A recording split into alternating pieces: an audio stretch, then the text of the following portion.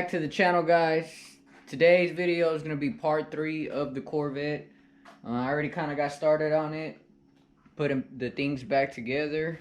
I already put the water pump, also put the throttle body back on, and I was having trouble with the balancer, but it's because in the balancer there's an arrow it's an arrow on the balancer that you're supposed to line up with the thing that's already latched onto to where the balancer goes on, and there's an arrow on that also, and you gotta line those up that way it could go in perfectly, because if you don't, the 3 bolts you won't have the space you need to put it on the 3 bolts back on, the ones for the balancer. So it's gonna be it's not really gonna fit at all if you try to go and put it in without the arrows lining up. So got that out the way, got the balancer, I got the water pump back on the throttle body, and I'm gonna go around this side and show you guys.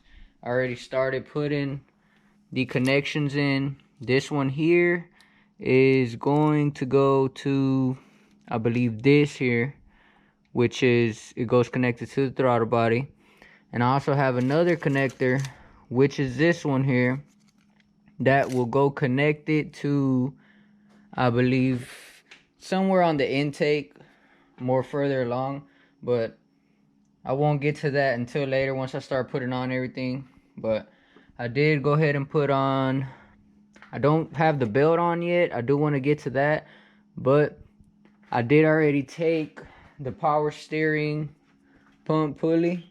So I did go ahead and to the auto parts store, and I went to go buy the toolkit to take it out. At first it was a little bit confusing just because they were missing some tools here. As you can see, they're missing the washer and they're missing the plug that goes into here. So, but I didn't need it, which is good because I didn't want to make the drive back over there. So we're gonna go ahead and continue. I already took the power steering pulley out, and I'm gonna go ahead and show y'all that now I have access to the bolt on the water pump that I was having trouble with last time. So now that we got clearance on that, I can go ahead and go back in with it. So that the line's covering it right now, but you can see right there, that's gonna be the bolt that we're gonna need to go ahead and put on before we put on the new power steering pulley. So I don't think I've shown y'all the new pulley that came in. I'm gonna go ahead and show y'all in a bit compared to the old one. I already got that one off, so I'm gonna go ahead and put that bolt on, and I'll start reinstalling the pulley, and I might go ahead and try to get that belt tucked under there on the balancer while I'm at it. So go ahead and continue, and I'll take you guys along the way. The old power steering pulley here, and you can't really see it, but it is crooked, and it's the reason why I was replacing it. I did mess it up. This is the new pulley, and the difference between these is this one, I believe, is like steel, and this one here is aluminum. This is the new one we just got, and same size.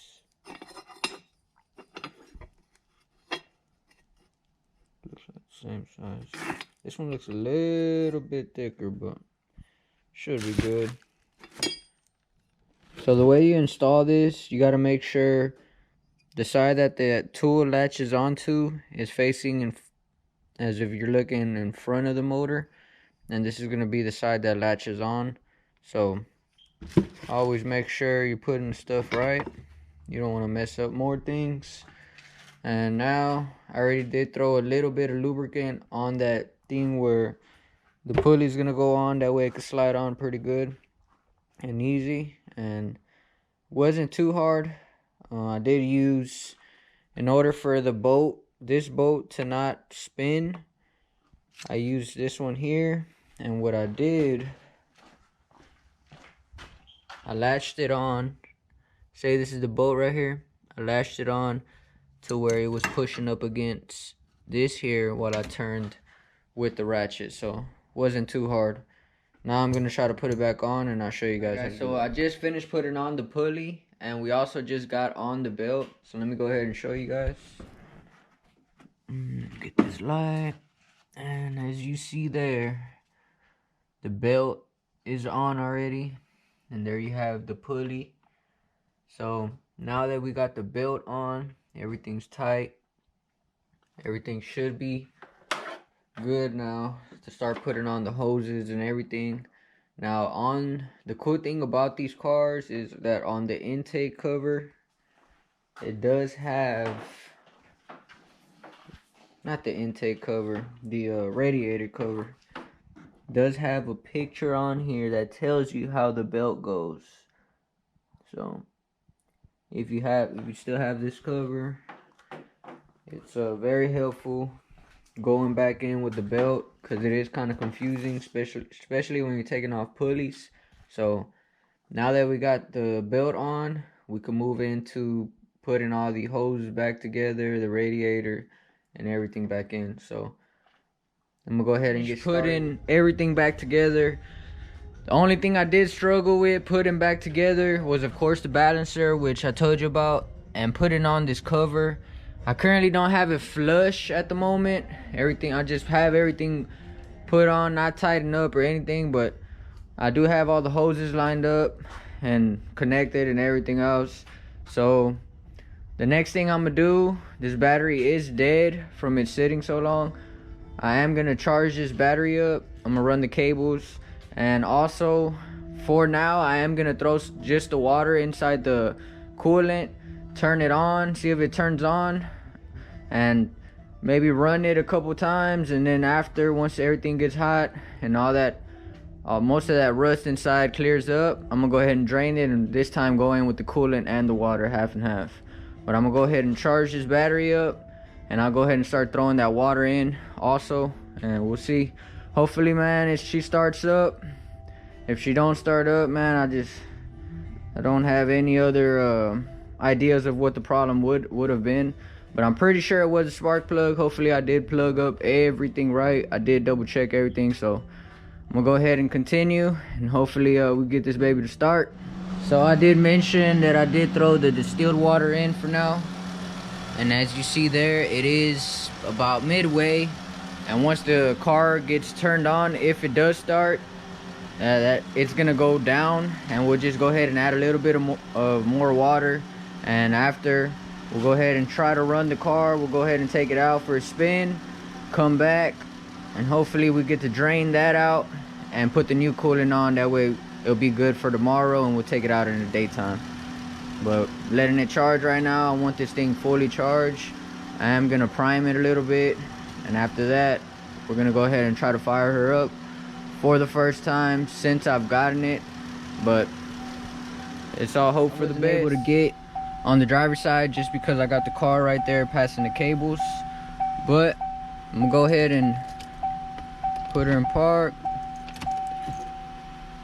get all them fluids running through it.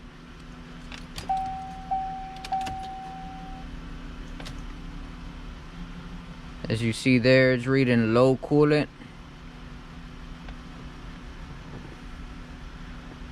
So I'm gonna go ahead and fire her up, and let's see, baby, come on.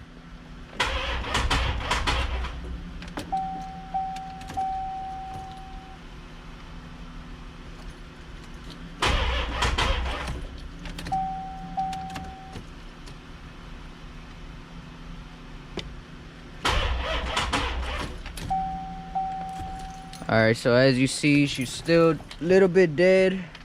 I'm gonna go ahead and wait a little bit longer, and I'll start her up again. Alright guys, so the GoPro just died, but I do have the iPhone, so we're gonna go ahead and keep recording on this. The car finally got started, and it's just having an ugly misfire. As you hear, it sounds almost like a cam. So we got it running, but now we got to figure out what's the next problem. Don't know what it could be. I'm thinking it is something with the spark, because the car is just shaking bad, and it's As you can see, everything in here is just shaking right now. You can tell by that. And the light is like getting dim, and then it goes dim and then turns back on. Sometimes the car just falls out of like the idle. It goes down and then it goes back up. And once you give it gas, all I gotta do is give it a little bit of gas, and it like once it dies out. So I still got these lights on right now, but man, the car's just running bad. I don't really want to keep it running, so I might just go ahead and turn it off, figure out what the problem is. But if any of you guys got probably a solution to what this could be, y'all could go ahead and comment down below. As I said in the other video, I am getting used to this car, still learning about it. So go ahead and comment down below if you guys know what it is, or probably have a thought of what it could be. So I'm gonna go ahead and turn it off.